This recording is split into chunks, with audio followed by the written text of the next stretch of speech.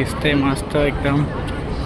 वा असं असं मस्त आहे. आता जे संपले थिएटर होतं, थिएटर साईडमध्ये एकदम मस्त AC विषय लावून होतं आणि ते इथे ट्रॅफिक अजून नाही झाली आहे, माहीत नाही कशी आहे.